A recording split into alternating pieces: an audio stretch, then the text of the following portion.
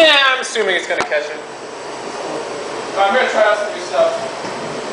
So, bear with me. I've been driving lately, and this is something that's kind of bothered me. You see these big billboards for like the shittiest movies, and you see the Inception ones, but then you see the worst movies. Like, I saw one today that's new apparently, Step Up 3D. So it's a dance movie that's in 3D. I don't know if they remember Step Up 1 and 2, but those movies sucked balls. And I don't know what they're thinking, but I don't think what it was missing was 3 dimensions. I think it was missing a character, a plot, a good director, interest to white people. I don't know. I don't think chivalry's dead necessarily. A lot of girls say like, oh, I just need to find a guy that's going to treat me right. Chivalry's dead. No, like chivalry's not dead. It's just a little bit more logical. Like, guys have more shit to do. We don't just ride on horses and like, you know, fight dragons and then save the princess. We have jobs and shit to do. And plus, chivalry in the first place is kind of degrading, don't you think? Like, I got a friend. He opens the door of his car for his girl every single time he picks her up somewhere, or every time they go out. Now, if you do that the first couple times, that's nice. It shows you're a good gentleman, you're thinking of her. But you don't need to do it at Barnes & Nobles when you're just going across the street. Because you know the only other person that needs the car door open for them every single time you go somewhere? Quadriplegics. Cripples are the only other people besides women you need to open the door for. It's degrading. I don't know how women feel about it, but I think it's insulting. You have fucking fingers. Open your damn door. And I guess another thing, like, when it comes to girls, my respect for them is directly tied to what magazines they subscribe to. Like, not necessarily, like, you can't, like, go up in my book for good magazine subscriptions. Like, I don't have, like, a pecking order, but there's some bad ones, like Us Weekly, and the worst is Cosmopolitan. Because Cosmo is the same fucking thing every year. It's the same advice. 57 ways to please your man. Like, here, I'll save you $40 for a subscription fee. You want 57 ways to please your man? Put his penis in your mouth. That's 1 through 55. 56 is chili dogs. 57 is a hug. You use a hug. Plus, Cosmo's always got those weird sex tips, like, you want to drive your man wild? Pinch his ballsack. What? Like, who the fuck is our... That's like a Playboy was telling me, like, you want to please your girl? Punch her pussy. Just punch her.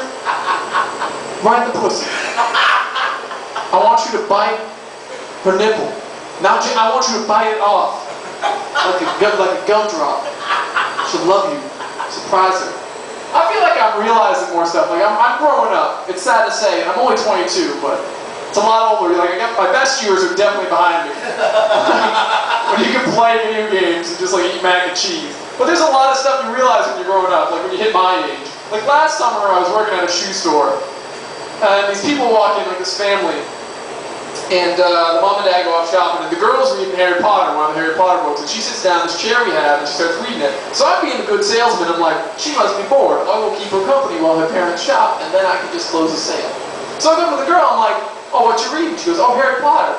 And of course, I read Harry Potter because I grew up back in the 90s. And I said, oh man, which one? She was like, oh, the 5th one. I'm like, what part are you at? And then it occurs to my mind that if anyone walked by and just saw a 20-year-old guy talking to a 9-year-old girl, they're like, that's a pedophile. Like, you get away from my girl, let's talk about Harry Potter. Because for all I know, Harry Potter was research, so you can get your little diddle factory going. Another thing you realize when you get older is some of your friends are poor.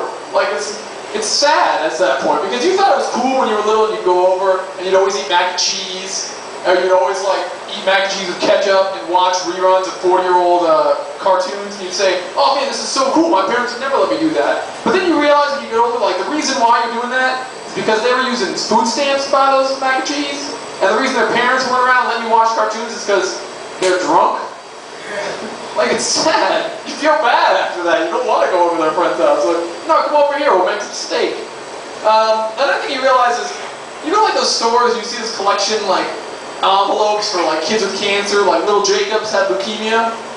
Like, the same poster for the same Little Jacob for, like, 20 years. Like, Little Jacob is really battling hard. Like, he's gone through 40 rounds of chemo. His parents have donated 40 lungs to this poor kid. He still needs a quarter a day. It's like, fucking Jacob, you need to die, because I am not fooled anymore. that train coming up to my door, knocking on it, asking for change, has got more chance of me giving him quarters than you, little Jacob. Your leukemia is weak leukemia if you actually have it. gonna end it right there. My name's Jeff. Thank you very much. Good job, man.